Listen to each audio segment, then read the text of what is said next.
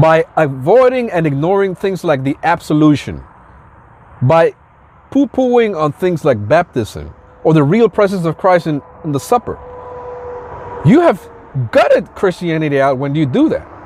And you are teaching people certain things by removing certain things from the liturgy, because we all do have liturgies, whether we acknowledge it or not.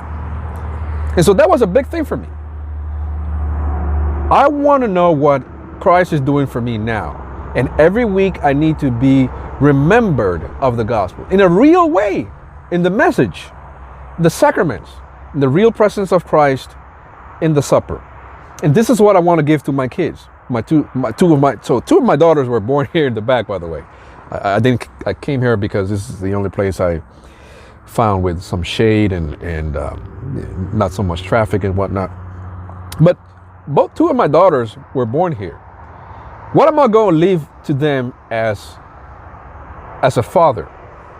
Well, I gave them the gift of baptism,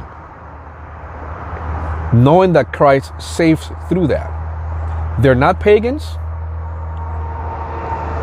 and I'm not going to play the game of, well, they have to come to a certain age where they're going to make a decision for themselves, which is an argument that kind of destroys faith, because we say that faith is a gift of God, and is, the man cannot work it in someone, and faith is not an intellectual thing, it's a trust thing, which again is a gift from God. But then when we start talking about children and baptism, we treat it as something that's merely intellectual, or something that man by itself can conjecture or manufacture.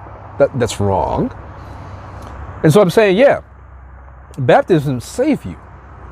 And I'm not going to play the game of the age of accountability thing. I'm not playing the game of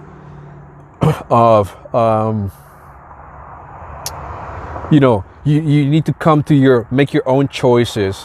And by the way, if you want to be consistent with that philosophy, with that theology, or I don't know what to call it, then you need to live by that. If you want to give your children real options, and if you don't want to force your Christianity into them, then you shouldn't take them to Sunday school.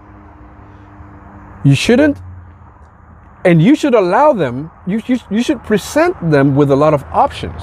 You should present them with the goodness of stuff like Buddhism, Islam, paganism, veganism, secularism, and all kinds of religions out there. But you won't do that because you're not consistent.